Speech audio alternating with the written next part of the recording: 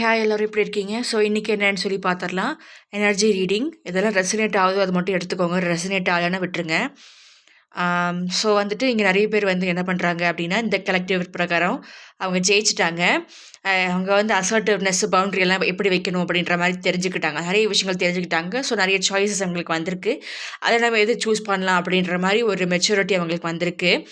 அதுக்கப்புறம் மெச்சூரிட்டி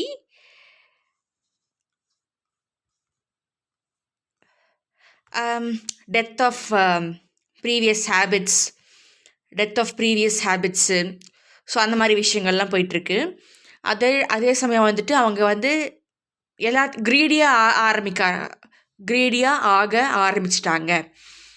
அதுக்கேற்ற வேலைகளை செய்கிறாங்க. அதுக்கேற்ற மாதிரி அவங்கள மாற்றிக்கிறாங்க. ஸோ நம்ம க்ரீடியாக இருந்தால் தான் நம்மளுக்கு ஏதாவது கிடைக்கும் அப்படின்ற மாதிரி நினைக்கிறாங்க. அதுக்காக ஹார்ட் ஒர்க் பண்ணுறவங்களுக்கு வந்துட்டு கிடைக்காம போகணுன்ற மாதிரி நினைக்கிறாங்க. அவங்க தான் அதில் ஸ்ட்ராங்காக நிற்கணும் அப்படின்ற மாதிரி மற்றவங்களை சீட் பண்ணியாவது நம்ம நிற்கணுன்ற மாதிரி நினைக்கிறாங்க. இது ஒரு கலெக்டிவ். செகண்ட் கலெக்டிவ் எப்படின்னா, நான் வந்து லவ் தேடி தான் போகிறேன். எனக்கு எப்போ தான் லவ் கிடைக்கும், அந்த எமோஷன்ஸ் எப்போ கிடைக்கும், நான் எப்போ எனக்குள்ளேயே இருக்கிற அந்த லவ்வை நான் தேடுவேன் அப்படின்ற மாதிரி போயிட்டுருக்காங்க. அதுக்கப்புறம் they are not seeing something அப்படின்ற மாதிரி, நான் இவ்வளோ தூரம் வந்தது வந்து வேஸ்ட் ஆகக்கூடாது அப்படின்ற மாதிரி அவங்க யோசிக்கிறாங்க. அதுக்கான வேலைகள் பண்ணிவிட்டு அவங்க வந்துட்டு மேனிஃபெஸ்ட் பண்ணணும் அப்படின்ற மாதிரி நினைக்கிறாங்க. ஸோ இந்த பர்சன் எப்படி இருக்காங்க அப்படின்னா, தட் மேல் எனர்ஜி. நீங்கள் ஃபீமேலாக கூட இருக்கலாம், ஆனால் அவங்கக்கிட்ட அந்த மேல் எனர்ஜி அதிகமாக இருக்கலாம். ஸோ அவங்க என்ன நினைக்கிறாங்க அப்படின்னா, எனக்கான பார்ட்னர் வந்து அவங்க கண்ணு முன்னாடி இருந்தும் இவங்களாம் இருக்காது, எந்த அளவுக்கு சாதாரணமாக இருக்க மாட்டாங்க, இப்படிலாம் இருக்க மாட்டாங்க என்னோட பர்சன் அப்படின்ற மாதிரி வேறு ஒரு தாட்டில் போயிட்டுருக்காங்க. அவங்க எக்ஸ்பெக்டேஷன்ஸ் தான் அவங்கள பிளாக் பண்ணுது. மற்றபடிக்கு அவங்க முன்னாடியே அந்த பர்சன் இருக்காங்க. பட் அவங்களால பார்க்க முடியல. ஏன்னா அவங்கள பொறுத்த வரைக்கும் இவங்க ட்ரீம் பர்சன் கிடையாது. ஆனால் இவங்க தான் வந்துட்டு அவங்களுக்கு ஃபேட்டட் பர்சன் அப்படின்ற மாதிரி. இவங்க தான் அவங்களோட எனர்ஜெட்டிக் மேட்ச் எல்லாமே.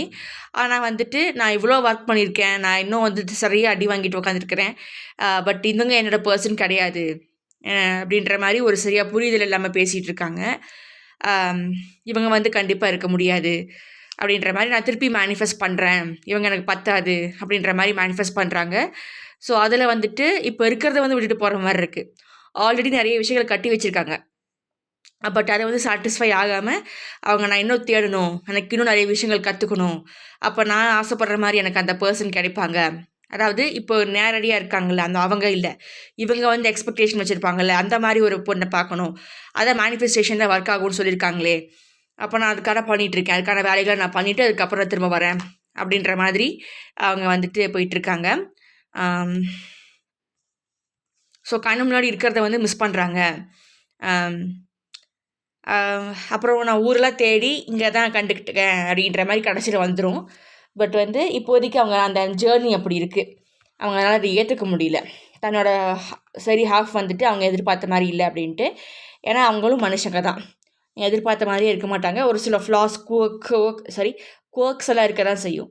ஸோ அதெல்லாம் நீங்கள் அட்ஜஸ்ட் பண்ணி தான் இருக்கணும். ஸோ அட்ஜஸ்ட்மெண்ட்டும் கொஞ்சம் அப்பப்போ இருக்கணும் தான். பட் வந்து ரொம்ப அட்ஜஸ்ட்டாக பண்ணக்கூடாது, கொஞ்சம் அட்ஜஸ்ட் பண்ணிக்கலாம். அண்ட் நீங்கள் அவங்கள சரியாகவே புரிஞ்சிக்கல. ஒரு மேலோட்டமாக தான் நீங்கள் அவங்கள அப்பியரன்ஸை வச்சு பார்க்குறீங்க, அப்படி தான் இருக்குது. சரியாக அவங்கள புரிஞ்சிக்கலன்ற மாதிரி தான் இருக்குது. ஸோ அதனால் வந்து அவங்க என்னடா இது அப்படின்ற மாதிரி ஒரு வலியோடு இருக்காங்க. அப்புறம் வந்து ஒரு பயமும் இருக்குது, இவ்வளோ சேஞ்சஸ் பண்ணுறேன், எனக்கு அது தப்பாக போயிடுச்சுன்னா என்ன பண்ணுறது, யார் மேலே நம்பிக்கை வச்சு நான் பண்ண போகிறேன்னு எனக்கே தெரியல அப்படின்ற மாதிரி ஒரு தாட் போயிட்டுருக்கு. பட் இருந்தாலும் மூவ் பண்ணிட்டு தான் இருக்காங்க. ஆஸ் ஐ டோல்ட் யூ, அவங்க வந்து ஃபஸ்ட்டு முன்னாடி இருக்கிறத அவங்க பார்க்கல. ஆனால் இதுதான் வந்து காட் கிவன். இப்போ இருக்கிற ஜேர்னி வந்து இப்போது அவங்க வேணான்ட்டு போகிறாங்கல்ல, திரும்ப அவங்ககிட்டே வர மாதிரி இருக்கும். அதுக்கான ஜேர்னி வந்துட்டு அதுக்கு டிஃபிகல்ட்டாக இருக்கும். ஏன்னா வந்து ஈஸியாக கொடுத்தா யாருக்குமே வந்து அது புரியாது, வேல்யூ புரியாது. அதனால் டிஃபிகல்ட் ரூட்டு வச்சு திருப்பி அவங்ககிட்டே வந்து சேர்த்து விடுவாங்க அப்படின்ற மாதிரி இருக்குது. ஸோ பேலன்சிங் எல்லாம் கஷ்டம் அப்படின்ற மாதிரி, லைக் ரப்பர் பேண்டு மாதிரி நீங்கள் போயிட்டு வந்துடுவீங்க அதே இடத்துக்கு அப்படின்ற மாதிரி தான் இந்த கார்டு இங்கே சொல்லுது. எனர்ஜிஸ் அப்படி தான் வருது. I read energies. Okay. So mental எக்ஸாஷனுக்கு வந்து இது காரணமாக இருக்கலாம். எல்லாருமே இப்போ வந்து 2 பேரும் இருக்காங்க ரிலேஷன்ஷிப் அப்படின்னா, 2 பேர்ல ஒருத்தர்கிட்ட எல்லா விஷயத்தையும் குடுத்துட்டே இருந்தா, அவங்களே எல்லாத்தையும் பண்ண வச்சுட்டு இருந்தா, இன்னொருத்தவங்க வந்துட்டு ஜாலியா இருப்பாங்க. அப்போ வந்து அந்த வேலைய செய்யறவங்க வந்துட்டு ரொம்ப எக்ஸாஸ்ட் ஆயிருவாங்க. அப்போ அவங்களுக்கு வெறுப்பு தான் ஒரு ரிலேஷன்ஷிப்ல இருக்கணும்னு ஆசைப்பட மாட்டாங்க. விலகி போகணும்னு தான் ஆசைப்படுவாங்க. எப்படியாவது ஓடணும் போ உயிரே உயிரே எப்படியா எப்படியா தப்பிச்சு ஓடி போடு அப்படின்ற மாரி தான் அவங்க வந்து ஃபீல் பண்ணுவாங்க. ஸோ அப்படித்தான் இருக்கு. நீங்கள் எவ்வளோ நல்லவங்களாவே இருந்தாலும் எல்லாத்தையும் ஒருத்தவங்ககிட்டயே செய்ய வச்சிங்கன்னா, அந்த ஒருத்தங்களுக்கு வந்து வெறுப்பாய் விலகி தான் போவாங்க. நான் மட்டுமே பண்ணுறேன் அப்படின்ற மாரி ஃபீல் பண்ண தான் செய்வாங்க. அதுக்கப்புறம் ஸோ வந்து wish fulfilment it is already there. ஆனால் நீங்கள் தான் பார்க்கல. நீங்கள் அதை வேற யார்கிட்டயும் போய் குடுத்து, அவங்க வந்து உங்களுக்கு செட் ஆகாதவங்களா இருந்து like not God given but அவங்க சும்மா ஒரு பாசிங் க்ளவுடாக இருந்து அவங்க வந்து உனக்கு என்ன உண்மையிலேயே தேவைன்ற மாதிரி சொல்லி கொடுத்துருவாங்க. அதுக்கப்புறம் you will eventually find your way back to this person. So இப்படி போயிட்டு யூடியூப் நடிச்சு வர மாதிரி தான் இருக்குது. ஸோ அதுதான் எங்கள் கார்ட்ஸில் சொல்லியிருக்காங்க. Anyways, what's the guidance for this collective fighting? So internal conflict இவங்களாம் இருக்க முடியாது அப்படின்ற மாதிரி. அப்புறம் வந்து இது வந்து அவங்களோட ஜேர்னியை ஸ்லோ டவுன் பண்ணுது. ஸோ ஒரு பிரேக் த்ரூ ஆசைப்பட்றாங்க. ஷேரிங் கிஃப்ட்ஸ்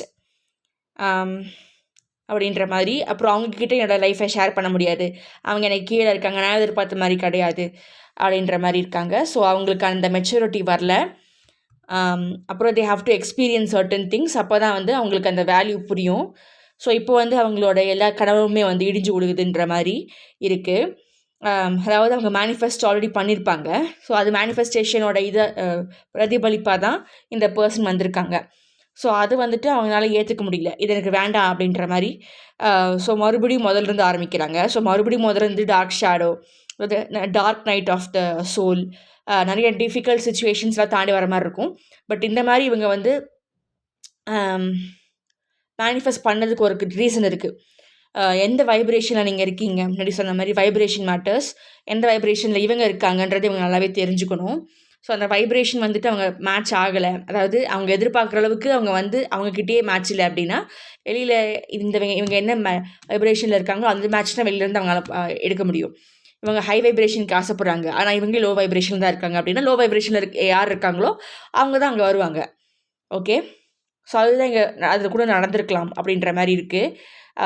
ஸோ இது ஒரு என்லைன்மெண்ட் மாதிரி அவங்களுக்கு கிடைக்க போகுது. So increase your vibration and your அந்த சன்லைட் வந்துட்டு உங்களுக்கு நீங்கள் ஒரு சோலார் பேனல் மாதிரி. You absorb nutrients and everything from the sun. So சூரிய நமஸ்காரம் அதெல்லாம் பண்ணுறது நல்லது. அதே சமயம் வந்துட்டு மற்றவங்களுக்கு உங்களோட கிஃப்ட்ஸை ஷேர் பண்ணணும், க்ரீடியாக இருக்காதீங்க, learn the art of sharing அப்படின்ற மாதிரி சொல்லியிருக்காங்க. அப்புறம் நீங்கள் எவ்வளோ பெரிய இடத்துக்கு போனாலும் don't forget where you come from அப்படின்ற மாதிரியும். உங்களோட பிரேக் த்ரூ உங்கள் கையில் தான் இருக்குது. உங்கள் ஹார்ட்லேருந்து உங்களுக்கு அது வரணும். மற்றவங்களுக்கும் ஷேர் பண்ணணும், அவங்களுக்கு உதவியாக இருக்கணும், நான் மட்டுமே வந்து இருக்கக்கூடாது, அடுத்தவங்களுக்கும் இருக்கிறத கொடுக்கலாம் அப்படின்ற மாதிரி ஒரு இது தாட்ஸ் வரணும், அந்த மனசுலேருந்து வரணும்.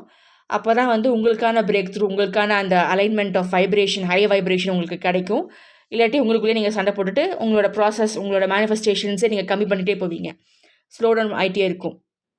ஓகே, நீங்கள் வந்து இங்கே போயாச்சுன்னு இங்கே போகணுன்னு ஆசைப்படுவீங்க, ஆனால் வந்து அந்த ப்ராசஸ் நீண்டுக்கிட்டே போகும்.